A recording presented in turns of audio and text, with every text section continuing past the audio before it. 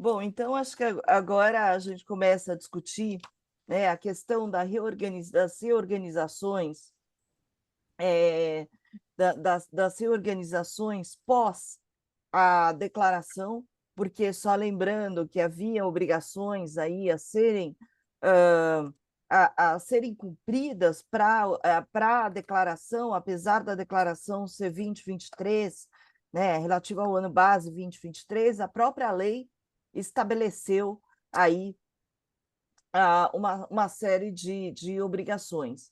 E aí, acho que durante essas discussões, a gente começou a ter uma série de discussões das famílias, até repensando e rediscutindo aí as estruturas, né, e inclusive, eu diria que também a legislação, ao colocar o trust, por exemplo, como fiscalmente neutro, mas que é passível de tributação, que você é passível de tributação, mesmo que independente da efetiva disponibilidade, tudo isso acho que acabou fazendo as famílias repensarem aí estruturas. E aí a gente tem visto uma série de famílias começando ou até implementando reorganizações. Eu queria começar, Will, com você, porque certamente você sozinho vê mais famílias do que Alessandro, Raquel, André e eu juntos, né? Então, queria começar com as primeiras impressões de você, suas, quanto à questão aí das reorganizações e, e principalmente, acho que assim, os tipos de reorganização que a gente tem visto, né? Então, queria começar aí com você, que você tem uma visão aí bastante ampla de um número muito importante de famílias. Aninha, obrigado, Ale, obrigado, Norberto, Raquel, por estar aqui hoje. Bom estar com todo mundo aqui mesmo virtualmente depois de tanto tempo. Ana, enfim, eu acabo interagindo com vocês que estão aqui no painel bastante e vários dos que estão aqui que representam vários dos nossos clientes, né, clientes comuns que todos nós temos. Vou dividir aqui acho que principalmente duas partes, né? Eu não vou falar nem de trust agora, porque acho que a parte de trust a gente pode depois falar, talvez num bloco separado. Acho que o maior desafio que a gente está tendo, vendo os clientes passarem nas reorganizações, é com relação a quem aderiu e não aderiu, né? Primeira coisa, fez a BEX, não fez a BEX, porque quem não fez a BEX e não reorganizou até 31 de dezembro e agora cismou que quer reorganizar alguma coisa, a gente está dizendo, olha, você tem um desafio aqui se ainda vale a lei antiga de que você pode fazer a custo ao mercado ou se vale a lei nova que não revogou a lei antiga, certo? Ou a referência que a gente sempre usou na lei antiga, na 9239, na 249, eu sempre esqueço o número da lei, em que você poderia fazer a custo a contribuição de uma companhia na outra na reorganização. E na lei nova ela fala que, né, reorganizações têm que ser feitas a mercado. Então acho que esse vai ter sido um desafio de quem não aderiu, porque se não aderiu à BEX e atualizou a 48413, provavelmente tem um dólar muito baixo e isso vai causar um custo ah, para essa pessoa em termos de impostos. Ah, Aí, obviamente, o segundo bloco ainda, dentro de PIX aqui, são as reorganizações pós-ABEX, que muita gente fala, eu vou fazer a atualização e logo em seguida eu atualizo. Mas esse logo em seguida não aconteceu e a gente saiu de 5 ali no início do ano para 5,60 hoje, né? Então, tem mais uma variação cambial aqui significativa que muitas famílias estão na expectativa de esperar o dólar baixar, que não baixa, tá? Então, isso tem atrapalhado muito alguns planejamentos. A gente tem visto muito redomicílio de jurisdições, clientes querendo ir para outras jurisdições que entendem que são menos taxativas em termos de regras, o que eu acho que não tem muito, acho que está todo mundo tendo as mesmas regras entre BVI, Bahamas, Cayman, as três principais, né? Mas a gente tem, até pela nossa operação, ser uma operação relevante nas Bahamas, apesar de ser uma boutique, né, mas como nós temos fiduciário próprio, a gente tem visto alguns clientes que antes faziam, por exemplo, a incorporação de uma empresa na outra, né, como se fosse entre aspas, fusão que a gente conseguia fazer a custo, né, na defesa que todos nós levávamos. Isso não dá mais para acontecer, com risco aí, né, da discussão do custo ao mercado, lei antiga, lei nova. Então, a gente está vendo muito redomicílio dessas companhias, por exemplo, de BVI e outras jurisdições para Bahamas. E por que a gente tem visto isso? Eu queria depois deixar isso aqui como uma provocação para a gente discutir, se possível, que é Bahamas, no final do ano de 2023, apresentou algumas mudanças regulatórias, né, legislativas. Uma delas foi a introdução da cisão, né? De forma com que você fizesse uma cisão, como a gente tem no Brasil, né, no direito civil, que você explita e passa a ter duas entidades, né, a antiga e a nova. E do jeito que ficou escrita a lei, não sei se todo mundo olhou, ela ficou escrita de uma forma que você carrega o seu custo de aquisição para efeitos de Bahamas, né? O impacto disso na lei brasileira, eu acho que a gente não, para mim, não está claro se a cisão cai no artigo da REORG aí que está na nossa lei nova, na 14754. Então, essa tem sido a maior discussão entre PICs, tá? Então, antes de não aderiu a BECS e fazer reorgs custo ou mercado, e a diferença do câmbio que é alta. Acho que ficou claro para todo mundo que acompanha, né, quem aderiu ao BECS acompanha o crédito dos dividendos. O que a gente tem discutido um pouco, a questão contábil de quem não aderiu, acho que é um ponto que eu queria trazer para discussão com todo mundo aqui, se possível, quem não aderiu à BECS e faz uma reorg, paga a diferença do câmbio, né, entre, vamos lá, 3 ou 26566 da anistia, e eventualmente, acho que ninguém vai fazer isso, mas se tivesse esse caso, e contribui na empresa nova agora $1 de 5,60, o que acontece com aquele lucro? Porque o da BECS, a gente sabe que acompanha como um crédito de dividendo. E aquele que não aderiu, como é que vai? Se deveria capitalizar isso na empresa ou não? Essas têm sido as discussões de PIC. E aí, por último, só falar de fundo, que eu acho que é super importante, esse tem sido talvez o maior desafio que a gente tem. Clientes que têm fundos, que querem continuar com fundos por razões das mais diversas, mas as principais são governança, famílias com muitos membros, que imagina você administrar 100, a gente tem alguns clientes em comuns aqui com alguns que estão aqui conectados, que tem 100, 150, a gente tem uma família com 200 plus cotistas no fundo. Como é que você administra isso? No Alberto pode falar bastante sobre isso, da visão fiduciária, a dificuldade que é, se você tem uma PIC, administrar 200 pessoas acionistas de uma PIC numa movimentação, enquanto num fundo é muito mais simples. E aí, qual é o desafio do fundo? Quem não aderiu a BECS ou aderiu a BECS, nos dois casos, tá? E que só fez uma subscrição, parece que vai ser mais fácil. O maior desafio é que a gente sabe que fundo pessoas entram em datas diferentes, logo NAVs diferentes. Quem aderiu a BECS, como é que é esse crédito contabilizado no fundo? Porque como o fundo é tratado como controlado no exterior, e a gente sabe que o balanço do fundo ele é meramente para questões regulatórias, né? É para apresentação do regulador e o auditor fazer, para aqueles que fazem auditoria, o cliente recebe, né? O cotista recebe NAV. E como é que a gente segrega o principal da valorização da cota, e dentro da valorização da cota, desculpa, o que é o custo principal? A gente acha que tudo bem, é fácil, está no seu imposto de renda como seu custo de subscrição, mas como você tem NAVs diferentes, a valorização da cota, o que efetivamente é lucro para efeitos dessa correlação que a autoridade fez entre balanço para todo mundo. Vou parar por aqui. Eu tenho discutido com alguns de vocês muito sobre isso. Acho que esse tem sido o maior desafio para a gente. Depois, se sobrar tempo, a gente fala de trust. E desculpa a extensão dos pontos. Não, mas muito interessante para a gente dar início. E, Alessandro, eu queria aproveitar aí esse gancho do William para que você comentasse aí, né, como você tem visto essa questão de custo ao mercado, porque, como o William falou, mesmo para quem aderiu à ABEX, o câmbio da ABEX já é bem inferior ao câmbio atual.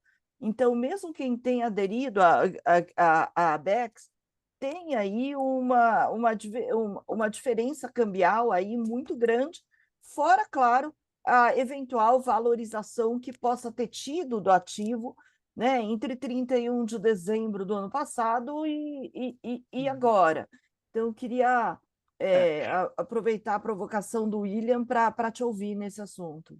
Claro, e eu queria pegar o gancho aqui também e trazer duas reflexões até antes de entrar nesse ponto, mas que, enfim, permeiam aqui o meu raciocínio, especialmente porque quando a gente olha, né, para o espírito da norma, e acho que a gente tem que, de alguma maneira, tentar se ater a isso, se a gente estivesse falando de reorganizações que envolvam ativos no Brasil, o efeito que a gente teria nessas reorganizações seriam efeitos processados nas sucessoras, sem realidades tributárias, né? Então, quando a gente olha para as entidades offshore, em alguma medida a gente deveria ter a mesma coisa, né? Me parece que a intenção do legislador era pegar estruturas de aumento de capital, essas movimentações que resultassem em aumento de capital, e não os efeitos né, aplicáveis à sucessão. Então, se eu tiver um evento de reorganização que envolva incorporação, fusão e cisão, eu deveria ter a capacidade de processar esses efeitos e, em alguma medida, mantendo a neutralidade fiscal, tentando trazer a similaridade para a realidade que a gente tem no Brasil. Claro que a gente tem os tratamentos específicos das contas patrimoniais que precisam ser observados, até a possibilidade de que a gente tenha efetivamente um diferimento dessas realizações até o momento da extinção dos vínculos societários, mas essa premissa societária, eu acho, pelo menos na minha visão, é algo que deveria permear aqui os raciocínios e até uma indicativa do tratamento.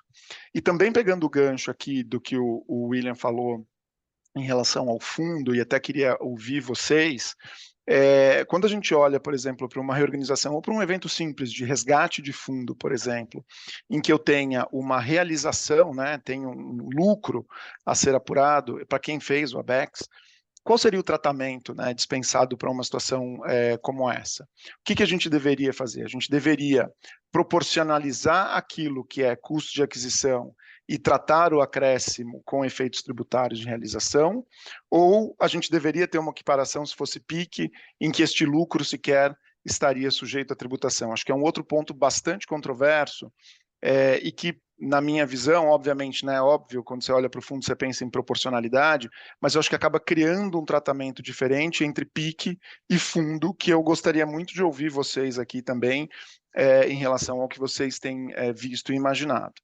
Claro que, voltando à tua pergunta, Aninha, quando a gente olha, né, para esta variação ou para esse resultado positivo, do câmbio, né? A minha premissa aqui é premissa de neutralidade. Acho que essa é uma, inclusive, das coisas que foi muito discutida ali no âmbito da legislação, de que a partir do momento em que a gente tem uma reorganização e que a gente tenha um registro, especialmente para quem atualizou o custo, que este novo tratamento, né, de câmbio, esta diferença, para fins de composição do lucro, é tributada no lucro gerado e gera o colchão de distribuição, e se eu tiver um evento em que eu tenha um novo ganho, ou tenha uma realização, uma voluntariedade que precifique isso e que traga essa marcação, aí sim eu deveria ter o evento tributário. Mas acho que a gente não tem aqui uma definição muito clara. Eu tenho discutido com algumas pessoas, tenho visto interpretações para os dois lados, e acho que o mais importante aqui, e por isso que eu volto na questão do espírito da norma, é que a gente consiga ter aqui convicção jurídica, porque se a gente tiver posicionamento e se a gente tiver autuações, a gente tem que guardar alguma coerência com a possibilidade de defesa, e por isso que eu acho que é importante entender qual é o espírito efetivo que a norma trazia, e na minha visão, para essas reorganizações, eu acho que tem aqui um escopo muito significativo para que a gente possa pensar numa tributação efetiva sobre os eventos de realização que envolvam capital e efeitos nas reorganizações mantidos aí dentro das sucessoras, e eu estou super curioso para ouvir vocês em relação ao posicionamento dos fundos, porque na minha visão a gente está criando dois tratamentos tributários distintos, no sentido de equiparação dos contribuintes na mesma situação. Claro que, né, o fundo tem, como o Will falou aqui, a questão da governança tem o seu uso, mas do ponto de vista do cotista ou sócio residente no Brasil, a gente está criando um efeito muito distinto entre duas figuras que deveriam ter um tratamento similar pela nova legislação, e eu queria ouvir vocês em relação a isso também. E realmente, acho que nessa questão de custo ao mercado, né, o para mim, a lei nova, ela foi clara ao falar, se eu pegar uma determinada empresa, colocar na transparência, depois pegar aqueles ativos e jogar para uma segunda empresa, esse movimento tem que ser feito a mercado. Para mim, não significa que a lei que fala custo ou mercado foi revogada, né? Então, para mim, assim, estou na transparência, quero voltar para o regime geral, né? Para o regime geral que a gente chamou aí, a gente convencionou chamar de opaco. Quero voltar para o opaco, óbvio, tem que mudar de entidade, eu tenho que constituir uma nova entidade ou passar para uma entidade que esteja no opaco. E aí, nesse momento, a lei fala claramente que eu tenho que adotar o mercado, ou seja, eu tenho que fazer a contribuição daqueles ativos que estão na empresa A transparente, né, a mercado na empresa B. Fora essa situação, assim, quer me parecer que ainda existe sim um espaço, né, para se fazer aí as transferências a custo. E na parte de fundos, o que eu tenho visto e aí acho que era importante a gente ouvir a Raquel, tanto nessa questão de custo ao mercado, quanto na questão de fundos, mas o que eu tenho visto é que os próprios administradores dos fundos, eles acabam não fazendo esse breakdown entre o lucro e o capital, de tal maneira que nos resgates vem tanto lucro quanto capital, né? Ou seja, eu até agora, eu não sei se o Will também tem alguma outra experiência, mas eu não vi em nenhuma situação em que o administrador do fundo aceitasse amortizar só a parcela do lucro, isso falando dos fundos estrangeiros, né? Que é uma coisa, a amortização só do lucro é uma coisa comum nos fundos brasileiros. Então, a gente muitas vezes, até em discussão com os administradores, fala, mas por que que não pode, né? Porque nos fundos brasileiros você tem a possibilidade de repassar os dividendos recebidos, mas o fato é que até agora as situações que eu tive foram situações de fato a amortização trazer tudo e aí a gente ter que calcular aí o ganho de capital que, lembrando, continua no pagamento mensal e não na declaração do ano seguinte. Will, antes de você falar, só ouvir a Raquel aqui um pouquinho. Eu concordo, Ana, com você, a questão da manutenção da possibilidade do custo da 9249. Até eu acho que aquela pergunta e resposta lá, aquela resposta da pergunta 60, obviamente que a gente está falando ali da atualização específica, ele está falando de reorganização societária após a atualização, mas quando ele te permite ali, via aquela resposta, manter o lucro tributável, fazendo lá o dividendo a receber e tal, ele já, eu acho que ali a gente já tem uma brecha para seguir a linha de manutenção de custo, ou seja, meu custo tributado, que eu atualizei, é o meu custo novo e eu posso manter isso, tanto a questão do custo quanto a questão do lucro, como eu vou contabilizar isso. Então, aqui a gente, enfim, tá com algumas situações de clientes que estão fazendo, até por aí uma questão de simplificação de estrutura, enfim, né? Já não, enfim, de uma reorganização posterior, mas a gente tem defendido, sim, essa possibilidade de manutenção do custo, tá? Legal ouvir também que todos vocês estão seguindo um pouco essa linha, óbvio, não quando a gente está falando de opaco e transparente, porque ali acho que está claro também essa divisão. E a questão do fundo, eu acho que aí a gente cai de novo, né? A gente tentou, né, Ana, como você falou, ajudar na legislação o máximo possível, discutir o máximo possível, mas tem coisas aqui, pela complexidade, por equiparação de instrumentos que não são, né, idênticos, né? Então a legislação pegar e equiparar, a gente vai ter que formar aqui um entendimento e talvez apresentar para eles a formatação de como declarar e até ajudar um pouquinho aí em como seguir isso para o próximo ano, porque realmente aí a gente tem uma estrutura diferente, concordo, não vi resgates, possibilidade de resgate desproporcional, né, ou seja, só de lucro e tal. Eu acho que, né, Will, me corrija se eu estiver enganada, mas acho que aqui nem no Brasil a gente consegue mais, tem que ser tudo junto, né, tem que ser tudo proporcional, então eu acho que aí a gente vai ter que formar aqui alguma coisa, como o Ale falou, e tentar apresentar e seguir uma linha de todo mundo, né, defendermos todos juntos, né. Will? A gente tem discutido, não só nós como administradores e com outros administradores, a gente já conversou com alguns, e alguns que estão aqui também como advogados, a gente tem feito um pouco esse exercício, que é no caso dos fundos, alguns fundos, por exemplo, os fundos americanos sempre permitem, alguns deles, distribuição de dividendos. Então, por exemplo, a gente fez um levantamento dos fundos na nossa base, de alguns dos nossos clientes, e vou te dizer que na grande maioria eles têm dispositivo para distribuição de dividendos. Eu vou chegar lá na frente onde eu quero tentar ver como... A gente está tentando ver se tem uma solução aqui para isso. O caso que a gente está explorando como um teste, até com uma família específica, é o seguinte. Então, você vem, o seu NAV, que está com o teu custo de aquisição para a primeira subscrição que você fez, aderiu no drawback, esquece isso por um minuto. Mas vai chegar em 31 de dezembro, a valorização positiva da sua cota, assumindo que aquilo sim é efetivamente o seu ganho, né? Depois da realização de tudo que você tiver para poder calcular a cota, fazer uma distribuição de dividendos ou uma disposição de dividendos, de forma com que você dropa a sua cota e ela volta para o NAV inicial do ano. Então é como se o NAV ficasse estático. Durante o ano ele sobe, mas depois ele cai. Ele não fica estático, mas ele dropa porque você faz a disposição de dividendos. Se você efetivamente pagar os dividendos, estaria tudo resolvido. Mas ninguém quer, eventualmente, pagar 100% do lucro, ou não vai nem gastar nenhum desse lucro que vai ser tributado a 15%. E é o maior desafio que os administradores estão tendo, os RTAs no cálculo das cotas, é como é que eu segrego isso dentro do meu fundo. Tá? Se não for essa opção, a outra opção que a gente está discutindo aqui, eu não faço isso.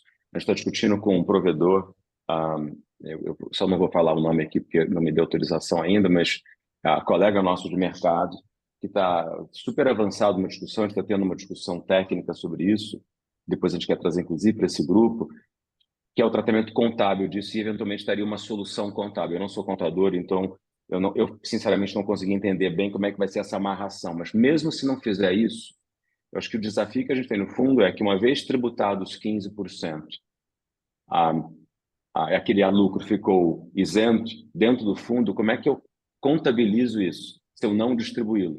Né? Se eu fizer numa conta de dividendos, talvez seja uma solução, mas depois isso vai impactar o meu cálculo do NAV, porque ele nunca vai poder estar no meu NAV.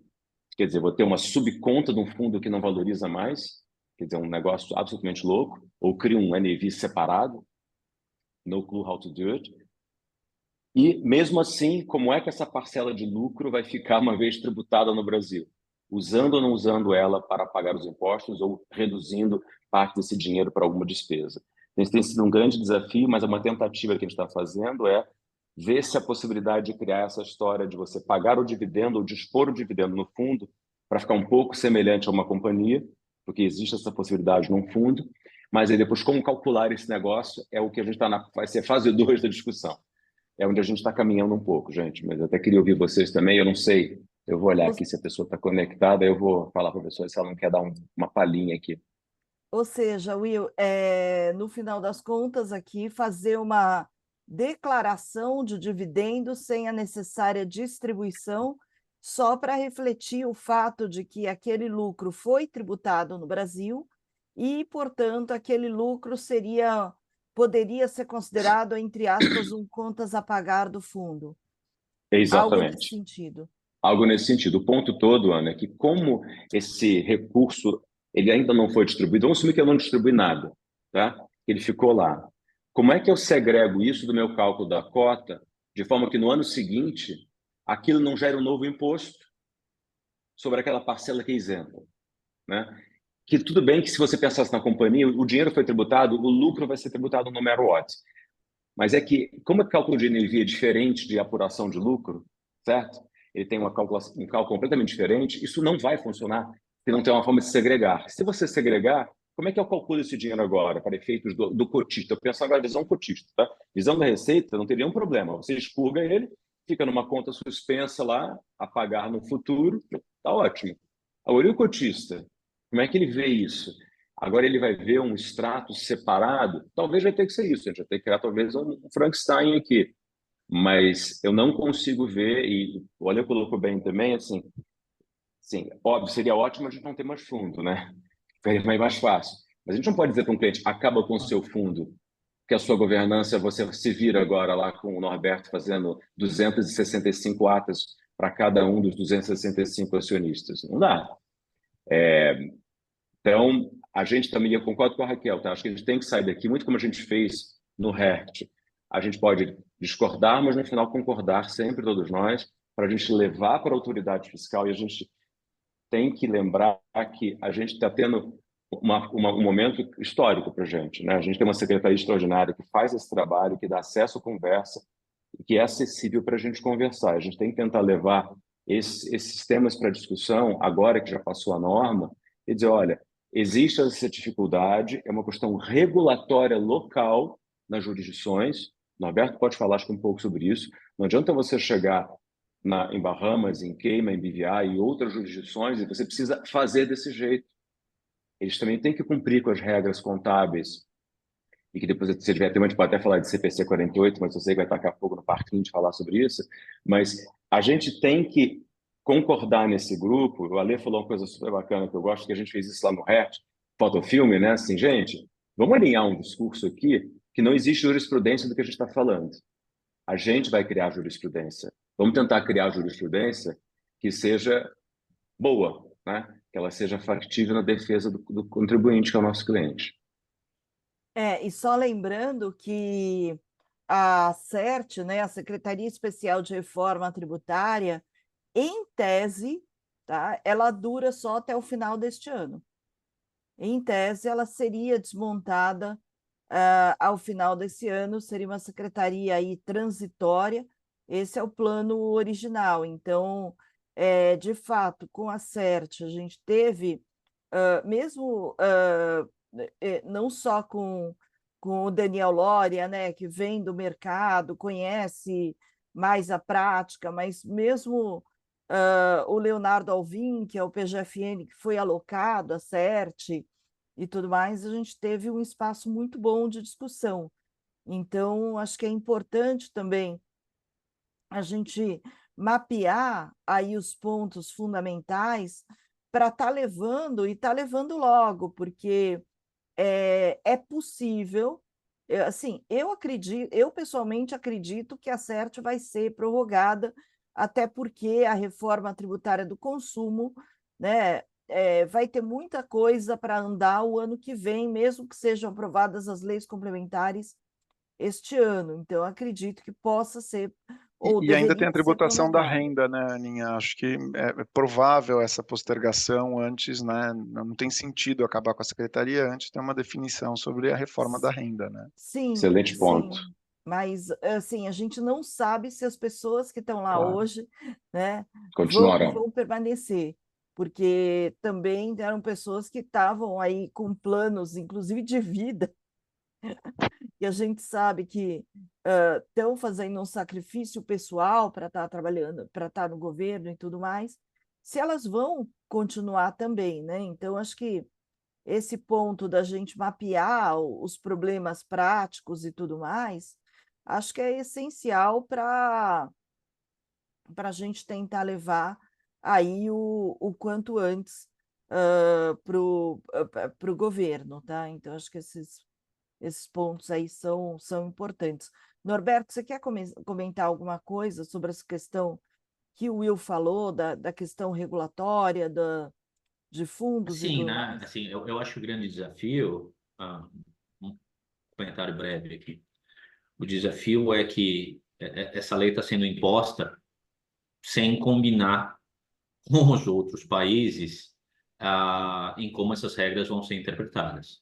Isso a gente vai ver muito mais desafio quando a gente for falar a respeito de trusts irrevogáveis, em como isso vai ser interpretado pelos trustees.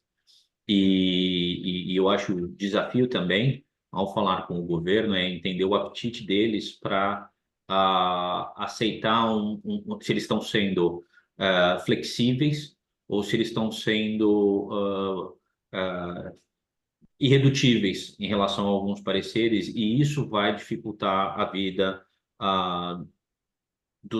todos os advisors dos clientes e dos clientes em si, né, até por tratamento não só contábil, mas o planejamento a médio prazo. Então, eu acho que esse é o maior desafio que a gente tem que manter em mente ao ter essa interlocução com os representantes do governo.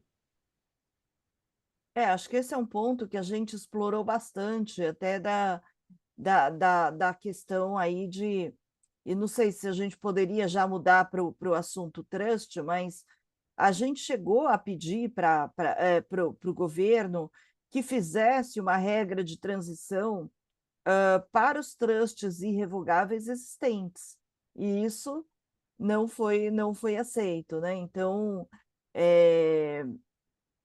já abrindo aí a segunda discussão, até pelo nosso tempo e tudo mais, essa questão dos trusts, eu não tive nenhum caso de trustee que dissesse, não, se na lei brasileira está dito que eu preciso liberar dinheiro para pagar imposto, então tranquilo, eu vou liberar o dinheiro.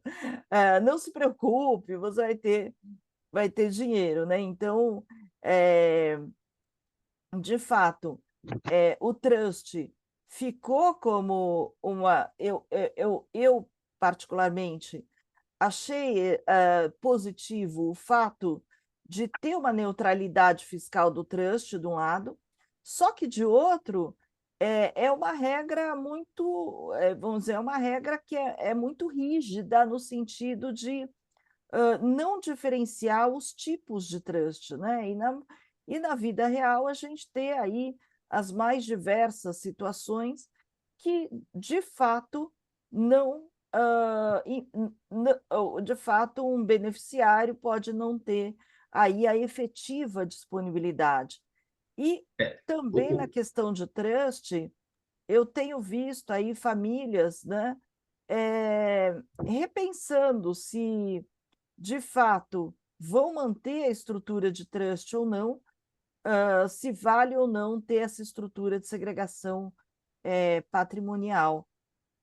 Daí eu queria ouvir também vocês aí, que vocês estão vendo nessa questão aí de trust, quais são os pontos que eventualmente vale a gente Eu quero reforçar pegar aí, essa aqui primeiro, eu quero pegar essa primeiro, porque veja só, reforçar com o governo. Dona Berta. a gente tem trust companies ao redor do mundo, a gente tem umas 4, 5, tá? Foco para Brasil é BVI e South Dakota. E este ano, o número de pedidos de proposta de trust tem sido assim 5 a 8 por semana na média, desde o fim de maio, quando terminaram as declarações de imposto de renda. Então, assim, e por razões corretas. E eu não tive nenhum caso de cliente que veio para a Corpag falando assim, eu quero fazer um trust que vai ser irrevogável e o beneficiário não vai saber, vai ter beneficiários em outros países, e vai ser na lei de uma jurisdição que não vai atender nada disso, nada disso. Então, do ponto de vista do que o consumidor desse tipo de produto demanda, o governo acertou em cheio. Mas nós, como advogados e assessores e provedores de serviço de todos os tipos de estrutura, precisamos sim entender como que nós vamos interagir com essas estruturas que não oferecerão uma forma de tributação, de oferecer a tributo, a rentabilidade para aquele beneficiário que não tem dinheiro no Brasil, que é irrevogável, que ele não teve a distribuição, que tem beneficiário em outro país, que a gente não consegue fazer. Esta pessoa teria direito a tanto de benefício nessa uma situação. Então, na minha opinião, eu acho que esse tipo de discussão não vai acontecer esse ano. Eu acredito que isso vai ser, são casos reais que vão provocar esse tipo de posicionamento, vão demandar esse tipo de posicionamento do governo com casos reais em alguns anos. Ah, Agora, Norberto, você está pensando nos novos trustes. Eu estou falando dos trustes já existentes que não foram constituídos pensando nessa lei, né? Então, para novos trusts, claro, eu sei a regra do jogo, eu vou jogar conforme a regra, que é o que eu falei, que eu considerei positiva a neutralidade em si. O que eu considerei que foi ruim é o fato de não se fazer nenhum tipo de distinção.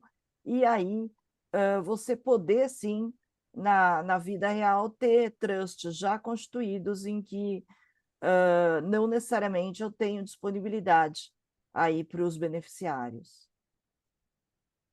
o espirro veio, o espirro foi embora, mas eu concordo com você. Eu acho que são esses que vão forçar o governo a se posicionar, mas eu não acho que a gente antes de virar ano fiscal, antes de ver o dinheiro não entrando, eu não vejo a gente tendo esse tipo de posicionamento a curto prazo. E a gente tem que estar preparado para essas demandas. Mas essa é a minha visão desse tipo de caso. Will? Mas para concordar primeiro com o Norberto, na primeira parte que ele falou, a gente tem tido bastante discussões sobre trusts pela razão que eu também entendo que seja adequada, né? Planejamento sucessório, ah, uma coisa que eu sempre falo nas reuniões, né? A gente, efetivamente, no Brasil, consegue doar as cotas da empresa com incomunicabilidade, impenabilidade, com usufruto. E se você simplesmente doar a companhia do seu filho lá fora, você não consegue fazer isso. E com o trust você consegue, e com uma diferença, né? Você cria perpetuidade de incomunicabilidade, né? De uma certa forma, né? Em linha geral.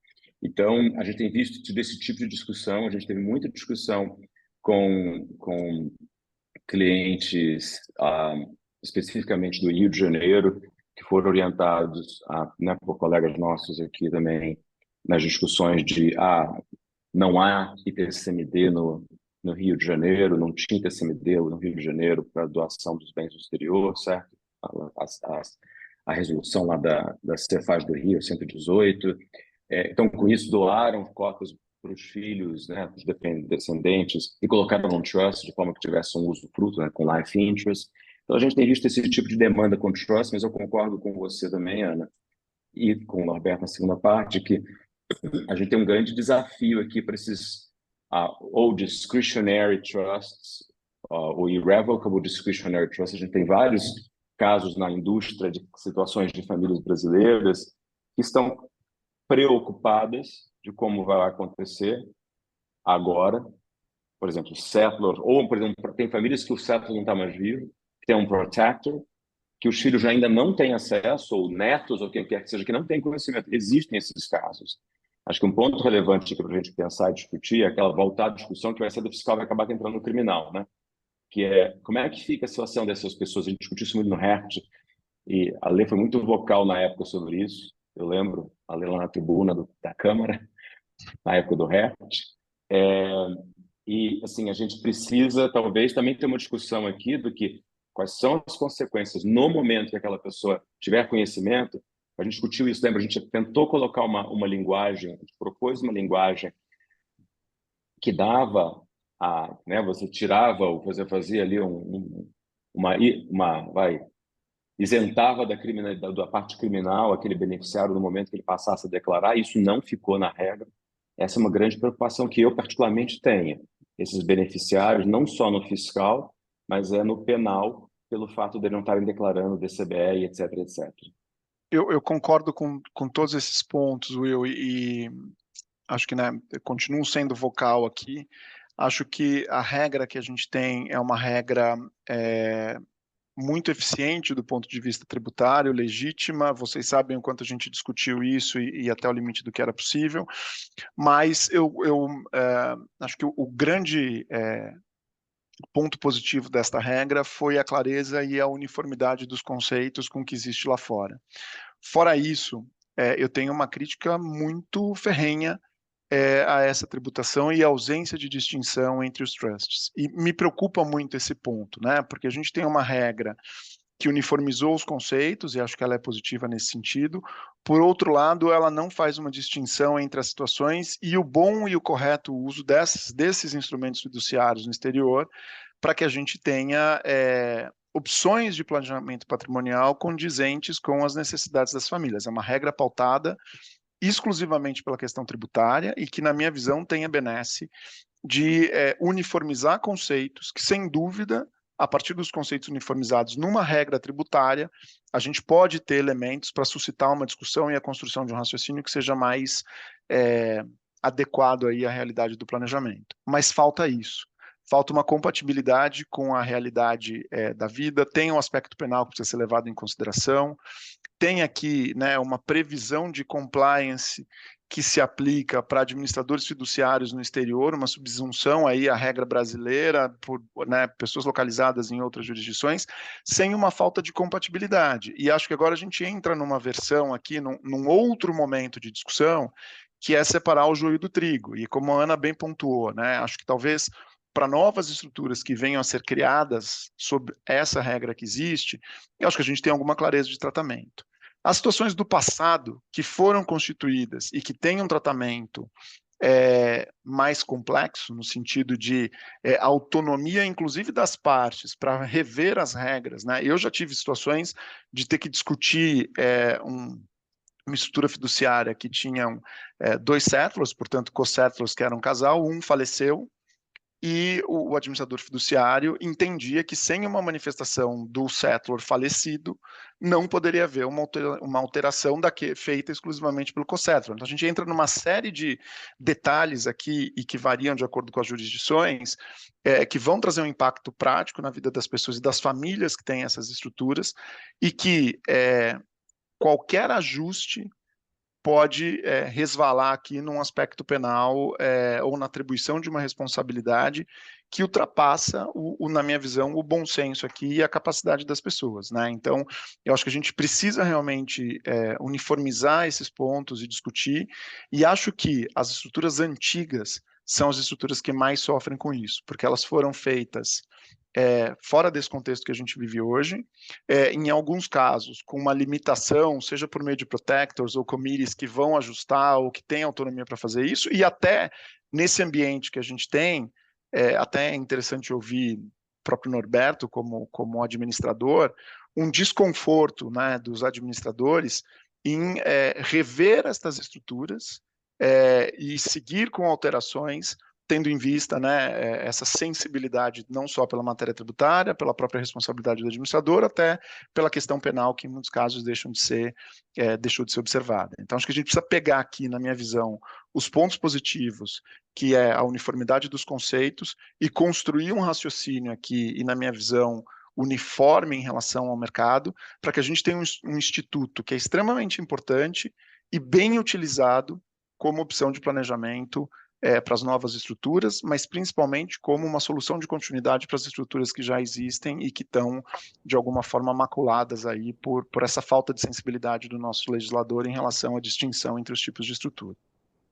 Eu concordo com você, Ale. Eu acho que aí é o grande ponto, e o nosso papel nesse aspecto vai ser muito, muito importante, porque eu acho que, né, estamos aqui exatamente no Instituto que sempre discutiu tudo isso, e agora a gente tem um caminho, então eu acho que é onde a gente precisa, talvez, começar até a escrever e falar um pouco mais para ir criando de novo a nossa base de mercado, porque a lei não vai falar tudo isso, então a gente vai ter que criar e consolidar. Eu acho que se a gente fizer as equiparações com a nossa legislação e trazendo sempre fazendo as correlações, eu acho que é o jeito mais seguro, e é como a gente tem caminhado aqui nas interpretações, né, para ter sempre o respaldo da legislação, tanto família e sucessões aqui do Brasil, como a criminal, a gente tentando se manter para as estruturas antigas, se embasando no que a gente tem para o Brasil. É assim que a gente tem tentado caminhar em algumas questões e para o futuro, sem dúvida, aí tentar constituir no mais claro possível. Mas eu acho que esse é um papel que a gente pode, né, Ale, e Ana, William, Norberto, cada vez mais começar a escrever e falar sobre isso, para a gente poder ir formando também esses pontinhos de 2 settlers, beneficiários e tudo isso, como que a gente vai constituir a parte operacional disso e a parte prática no fim do dia, né? E acho, desculpa aqui, William, sei que está com a mão levantada, mas super rápido, eu acho que a gente tem aqui talvez uma oportunidade do momento, especialmente quando a gente fala não só pelo aspecto tributário, mas também pela questão do próprio, da própria possível reforma aí do Código Civil. Então, acho que quando a gente entra no aspecto, né, do direito das sucessões, acho que é importante a gente pensar no instrumento e numa compatibilização desta realidade brasileira. E eu não estou falando de matéria tributária aqui, eu estou falando de conceito de sucessão mesmo e de disposições de vontade a serem observadas em relação à composição de patrimônio, para que a gente possa ter um alinhamento. Então, acho que até como um to-do para a gente aqui, uma aproximação, né, com a comissão de juristas e o relatório e até uma participação mais ativa no que diz respeito ao direito de sucessões no âmbito da reforma do Código Civil, para de alguma maneira trazer essa compatibilização. E aí, obviamente, acho que se a gente tiver conceitos claros e bem fortalecidos, até a discussão tributária melhora muito, uma vez que a gente tem essa clareza de conceitos. Então, acho que a gente tem um momento aqui de oportunidade que a gente realmente precisa se organizar para trazer essa compatibilidade.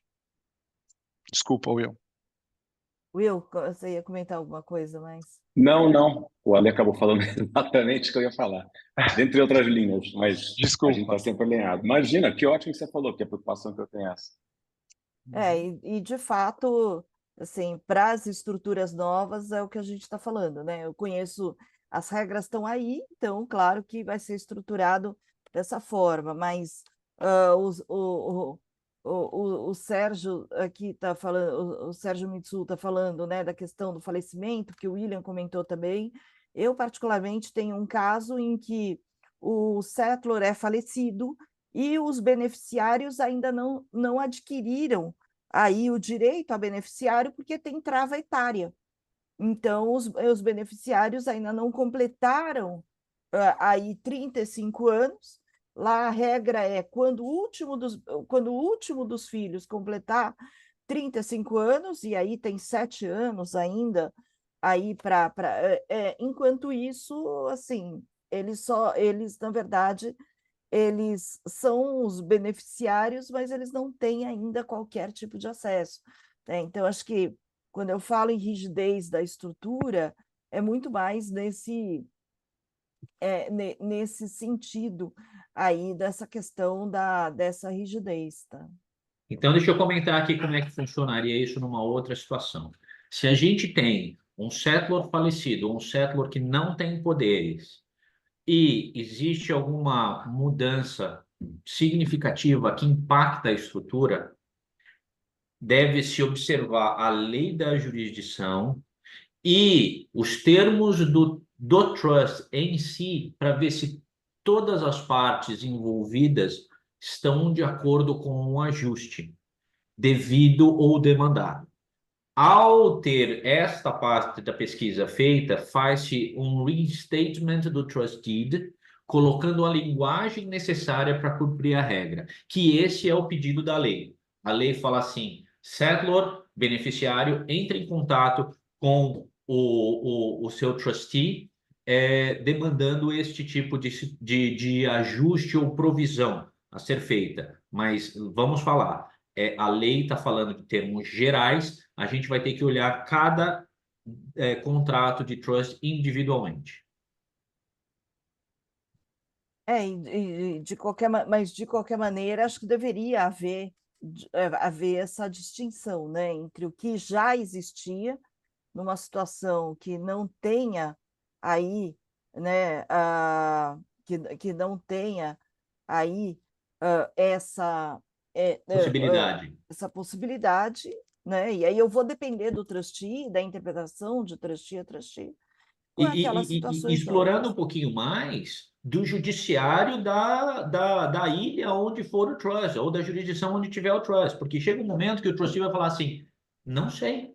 E aí o trustee vai perante a corte local falar assim, juiz, o que eu faço? Essa é a lei local, essa é a situação da família que envolve essa estrutura e preciso de indicação, porque eu não tenho como agir de acordo com a regra do homem prudente, né? The prudent businessman, how they should act.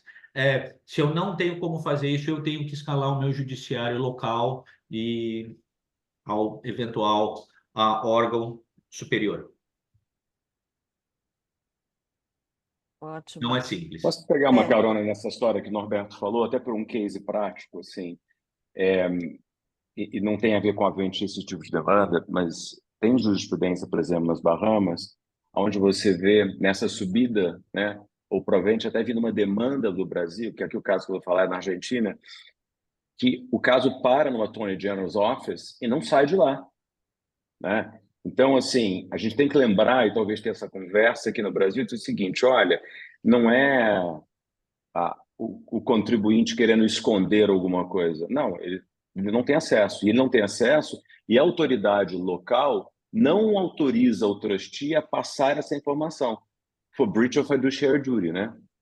Que ele não pode. E aí tem penalidade para isso. Mas eu conheço casos, eu não posso dar detalhes aqui, em que houve discussão e demandas que surgiram por outras razões, até disputas familiares, e que fica sit on the desk of the Attorney General and from there doesn't move. Fica lá. E ele despacha dizendo, não tenho nada para te fazer. E isso pode gerar um contencioso aqui, e que, de novo, vai cair no criminal, para esses beneficiários. E essa parte me preocupa, desses legacy trusts que a gente tem de clientes nossos, né? Nós no mercado, em geral, temos, que possam ter essa situação. E talvez, Ana, a gente precisa, principalmente a lei e a Ana, via, eu não sei se STEP, mas principalmente agora o IBRAP, a gente precisa trazer aqui, talvez, e convidar os nossos outros colegas que a gente tem.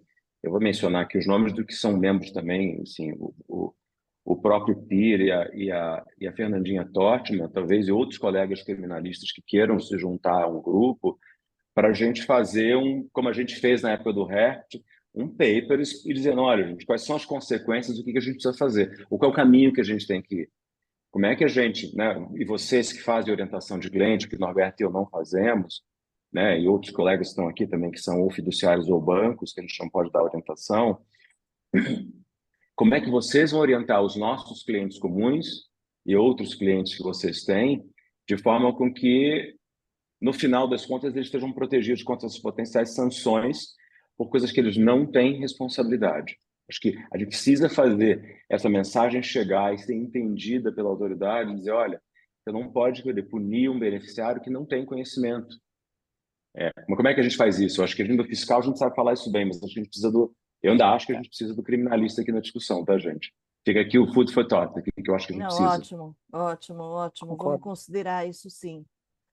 E a Maria Eduarda aqui está no chat, está perguntando se não daria para aplicar a legislação vigente à época dos fatos, né, com base no LINDE.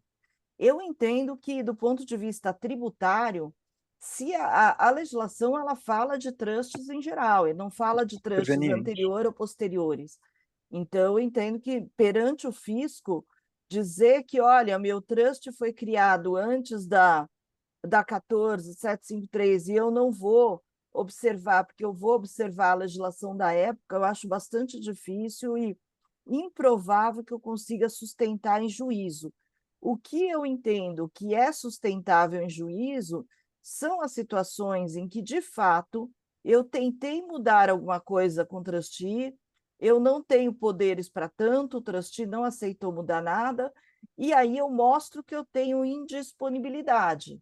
Aí eu acho que, do ponto de vista tributário, eu conseguiria sustentar um caso desse em juízo para dizer que, olha, pelo artigo 43 do CTN, eu não tenho disponibilidade econômica ou jurídica dessa renda e, portanto, eu não posso ser tributado, né? Então, essa questão aí E que ainda assim não seria uma discussão simples, né, Aninha? Acho que, do ponto de vista jurídico, a construção é muito boa, mas do ponto de vista do posicionamento, né, dos tribunais, especialmente, para finalizar essa questão, eu tenho muita dificuldade aqui de visualizar um posicionamento efetivo entrando no mérito de uma discussão como essa, ou se seria simplesmente conveniente manter o fato de que existe uma legislação superveniente. Acho que a gente está numa situação legislativa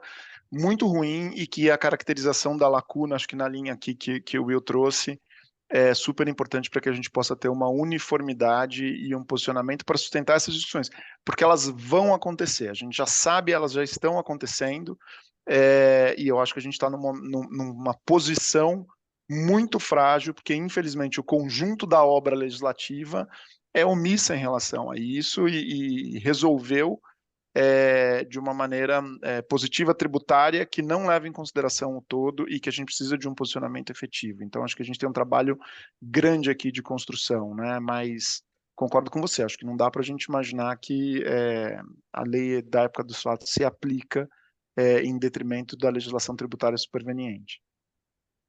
E até e nessa questão que você comentou, ali da dificuldade perante o judiciário, a dificuldade começa pelo fato do judiciário, né, de maneira geral, conhecer muito pouco sobre trust, né, Sim. conhecer muito, muito pouco a respeito de trust. Então, de fato, você pode cair na mão de algum dos juízes que fala, mas por que que o trustee não vai fazer alteração se a lei brasileira está dizendo que, né, é para liberar dinheiro para pagar imposto? Então, de fato, não é uma discussão fácil.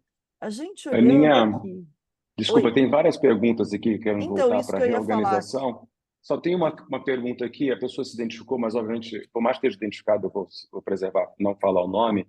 E a pergunta é, talvez ela não dá para a gente responder 100% aqui, mas ele pergunta se o trust tem custo anual e a pessoa, entre aspas, espera viver muitos anos, compensa o custo. Para você que fez a pergunta, assim, depois, se você quiser direcionar no privado para o Norberto, ou que é provedor de serviço, ele pode responder, acho que com mais assertividade aqui no caso específico, mas é importante, talvez, né, Alberto, você puder direcionar para essa pessoa que mandou a pergunta, para não ficar sem resposta. Mas se a gente puder falar, Aninha, tem muita pergunta boa e o Nicolas fez Então, a isso que eu ia provocação boa, que puxar. se você pudesse puxar do Nicolas, acho que é boa, viu? Que eu tenho escutado bastante essa provocação do Nicolas aqui. Não, isso que eu ia voltar, né? Tem várias perguntas aqui sobre a questão de custo, voltando lá àquela discussão de custo de custo ou mercado e tudo mais. Se eu for pela ordem aqui, a Dani está perguntando da questão da PIC na transparência, se eu faço uma redução de capital com a entrega de ativo para a pessoa física.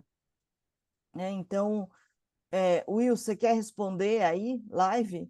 Eu vi que você clicou. Não, vai lá você, eu só dei para estou te ajudando, estou deixando você responder, eu estou de seu secretário aqui. Tá bom, tá bom, Rafa.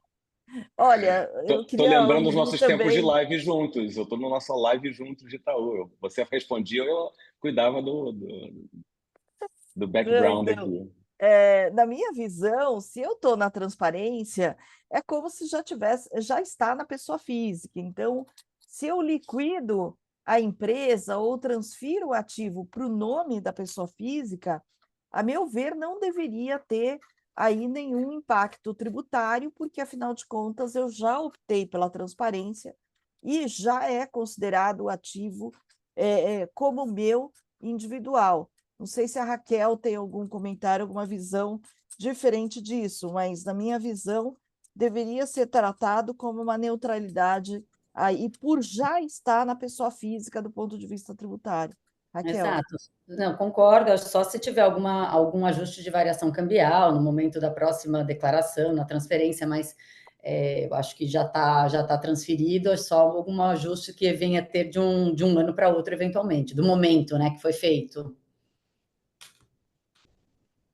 Mas eu E aí, a gente tem uma pergunta aqui, Ale, da questão a gente sabe que se transferir da transparente para opaca, eu tenho que fazer a transferência a mercado.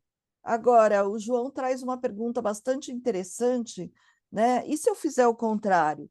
E se eu tirar da opaca e fizer uma capitalização numa transparente? O que você acha?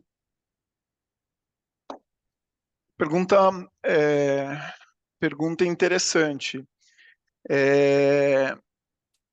Não sei, acho que eu preciso pensar um pouco aqui para responder essa pergunta, mas acho que de antemão eu não estaria sujeito aí à necessidade, né, aplicando o princípio da regra de fazer a mercado, né? Então, enfim, pensar um pouco aqui, mas eu não teria uma previsão expressa nesse sentido, né? Não tem uma E previsão aí expressa. vale a 9249. Acho que Porque a que é um bom provocação que ele caminho. faz é se esse evento, então eu tenho, Não tem que precificar eu, mercado.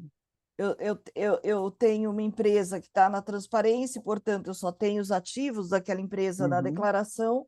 Tem outra empresa opaca, pego um ativo da opaca, jogo para transparente. A provocação que ele faz Não, é se isso poderia ser entendido como uma redução de capital, já que vira um ativo da pessoa física. Realmente é uma situação aí bastante. é. É estranho, né? Mas A a gente redução de capital é um ato, desculpa, Will, mas é um ato fala. que deveria ser expressamente deliberado, né? Então, é Mas interessante a pergunta. a pergunta é boa, e a gente tem tido essas discussões aqui, tá, de alguns clientes. Agora, isso não é uma redução de. Pensa em primeiro, vamos lá, mundo Não é? Norberto, corporate. Isso não é uma redução de capital. E se fosse redução de capital, tinha que devolver para a pessoa física, Isso aí. certo? Então, eu não estou reduzindo o capital. A segunda Acho que é dúvida que uma a gente tem consequência do jogo, né? agora, e eu estou tirando de onde esse dinheiro? Se olhar em balanço, eu estou tirando da parcela do capital ou da parcela do lucro? Que agora isso faz diferença, né? Lá atrás não É. fazia a menor diferença, certo, Norberto? Você fazia de qualquer jeito, com todo respeito, né? Mas baixa o dinheiro, capitaliza a empresa de baixo. Agora, de onde que eu estou tirando esse dinheiro? E aí, com essa confusão de subsidiária ser, entre aspas, irmã, e transparente ser ativo da pessoa física, eu estou com o João, eu não estou muito seguro. Eu estou seguro com vocês, estou inseguro como é que a autoridade fiscal vai olhar Com isso. certeza. E Esse até se a movimento autoridade tem que ser fiscal vai. mercado, né? Eu acho que não. Eu E acho que até não essa também. autoridade fiscal vai permitir essa transferência pelo seguinte: ele fala que a adoção do opaco e transparente é uma única vez na Sim. primeira declaração após a constituição da empresa. Então, não sei se isso seria visto como vamos dizer, como na verdade, uma forma de tentar desrespeitar essa regra, né? Então, Talvez o entendimento de redução efetiva, entrega para a pessoa física uma nova capitalização, eu entendo que talvez teria que ser esse entendimento, mas aí como redução e entrega, porque Mas não tem voluntariedade, né? Esse que é É isso. o ponto.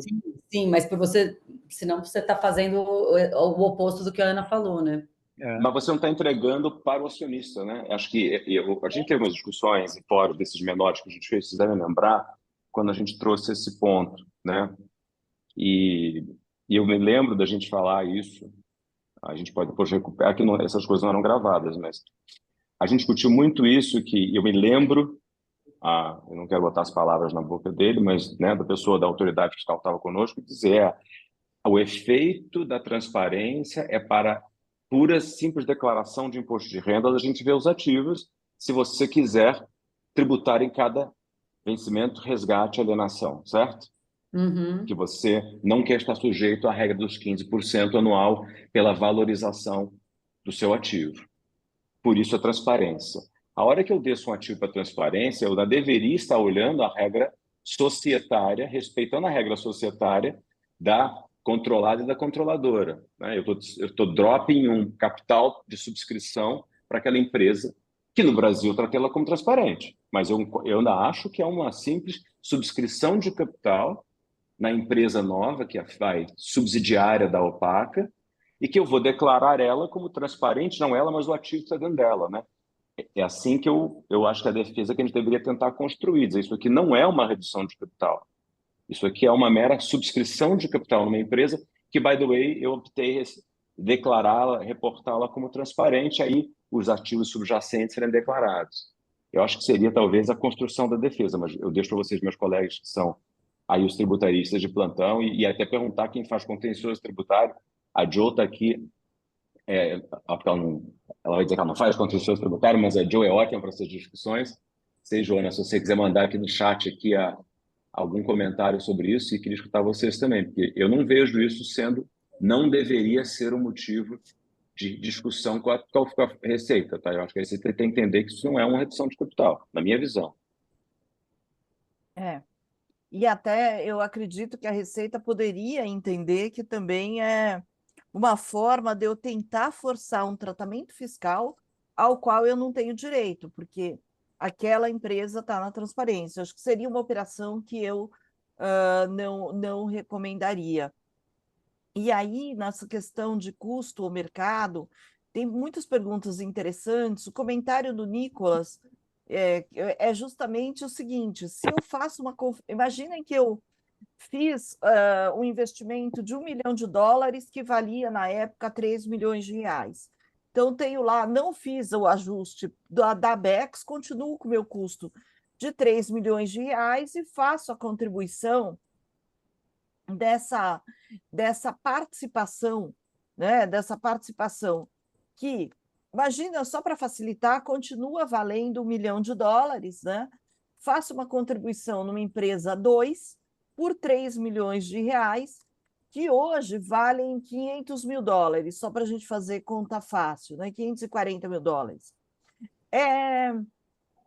Então, eu tenho uma diferença, no meu exemplo, de $440 mil, que é uma valorização que a empresa 2 vai capturar da empresa 1, e que não é o custo da empresa 2, porque, afinal de contas, a empresa 2 recebeu a $540 mil e não a $1 milhão, olhando os dólares.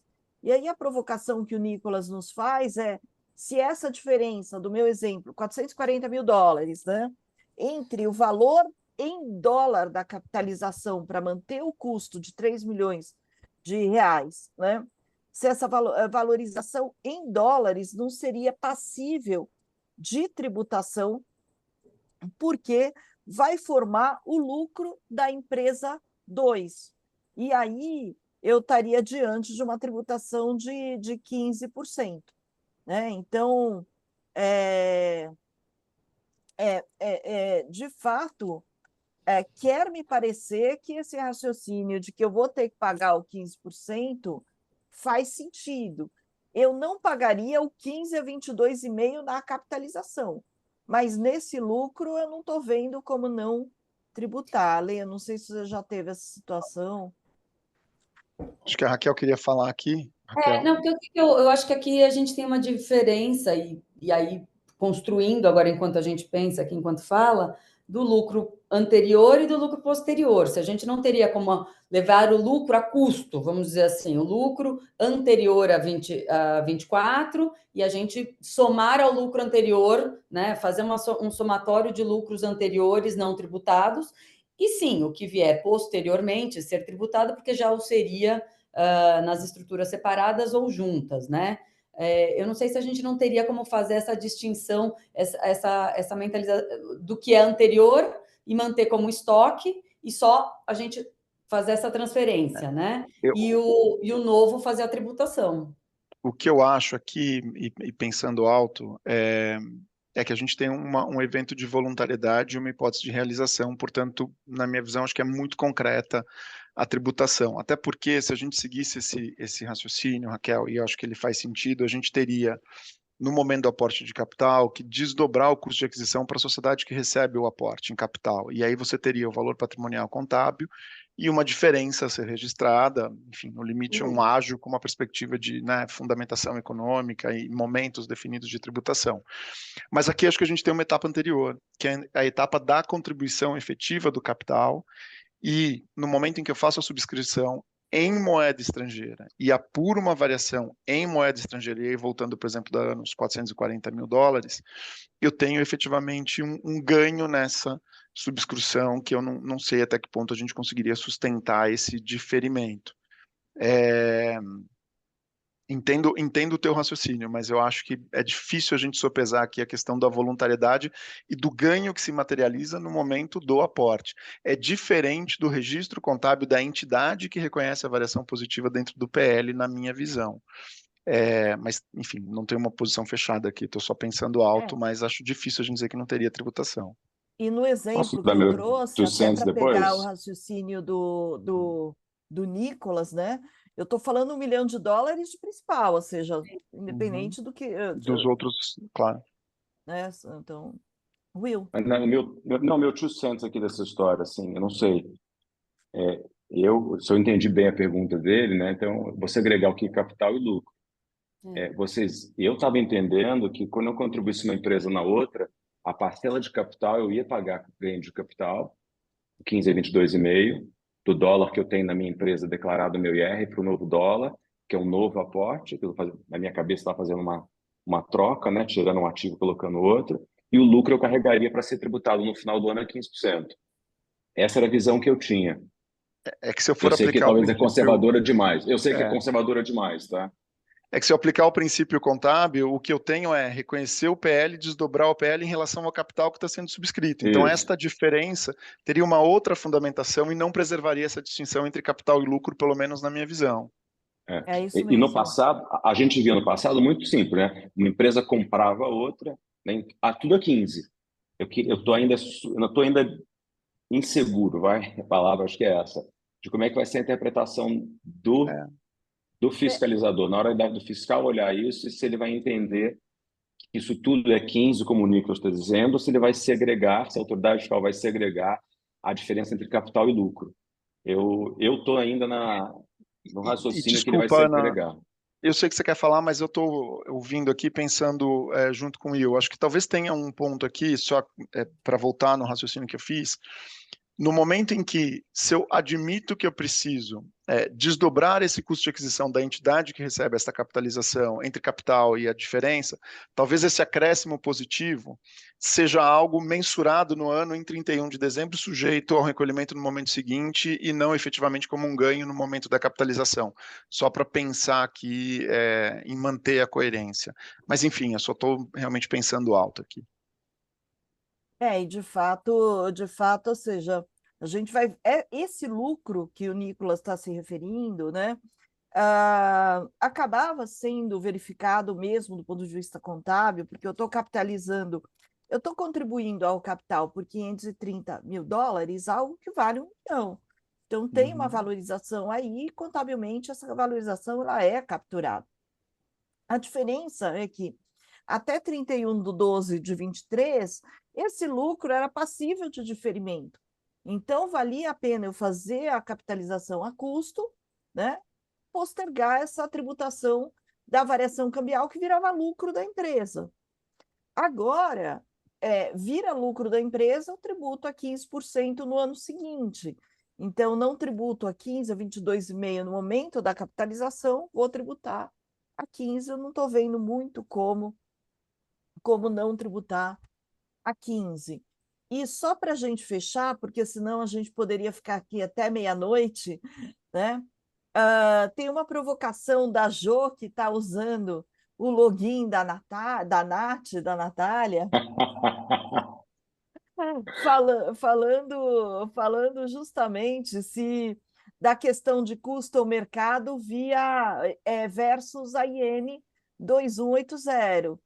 Eu, pessoalmente, não tenho dúvida que o fisco vai dizer que, olha, tem que fazer tudo a mercado, mas não é o que está na lei. Acho que o ponto fundamental, e a Schiller também traz essa questão da lei, né? O que a lei fala é especificamente dos ativos que estão naquele regime da transparência. No regime da transparência, né? De fato, eu tenho que considerar a transferência dos ativos a mercado. O resto, a lei é silente. Então, a lei ela não revogou a legislação anterior que permite custo-mercado, e daí por que tantas discussões? Bom, ficaram Ana, muitos... Oi, desculpa, posso propor uma coisa? Te cortei, claro. super mal educado. Mas eu estou preocupado com uma pergunta única aqui que dá para a gente fazer uma próxima reunião. E tem surgido muito essa demanda, não sei para vocês, mas para a gente tem surgido muito a questão de life insurance. Eu acho que a gente precisa, acho que hoje não dá mais tempo, né?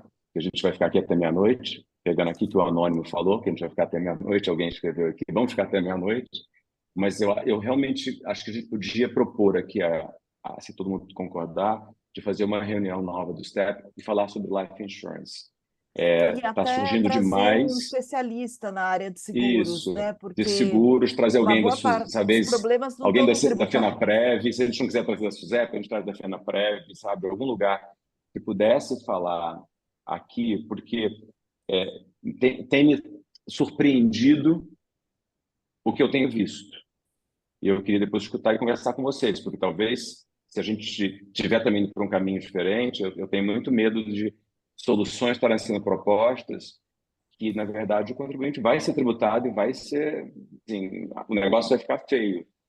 Então, eu recomendaria se a gente pudesse fazer uma sessão de life insurance no Ótimo. exterior, e acho que ia ser muito bom a gente fazer, gente. Tem um ponto de vista do exterior de como ajustar a estrutura, o produto, e tem a interpretação no Brasil. Então, eu acho que ambos são cabíveis, no STEP e no É IBRAS. isso. É isso. Por isso Não, eu tô falando, é muito importante na nossa discussão local. A gente não tem dúvida que funciona no offshore. A gente fala no Brasil. Sim. Tem gente que está olhando só o tributário. Tá? Eu recebi alguns pareceres que o cliente compartilhou com a gente e que só foca no tributário, né? Não foca no sucessório e olha, não esquece da SUSEP, enfim, tem uma série de regras específicas. As regras da SUSEP são bem estritas. Eu gostaria, se a gente pudesse refletir sobre esse tema, eu acho que ele é muito relevante. Acho Tá, e super vamos trazer um válido. especialista também na área de seguros, que eu acho que é importante. É, Tá bom, e essa gente. compatibilização, né? O direito no exterior para fins tributários vis-à-vis o produto com, e aí acho que o aspecto regulatório é importante aqui, nas limitações que a gente tem. Ótimo. Bom, devido ao avançado aqui da hora, agradeço aí a atenção e a presença aí de todo mundo. Agradecimentos especiais aqui para o Alessandro, para o Norberto, para o William, para a Raquel. E E para Ana Cláudia. Hã? E para Ana Cláudia. Ah, obrigada. E vamos seguir aqui nessas discussões. Ótimas perguntas. Acho que tem várias perguntas aqui que valem sozinhas ou outras sessões aqui.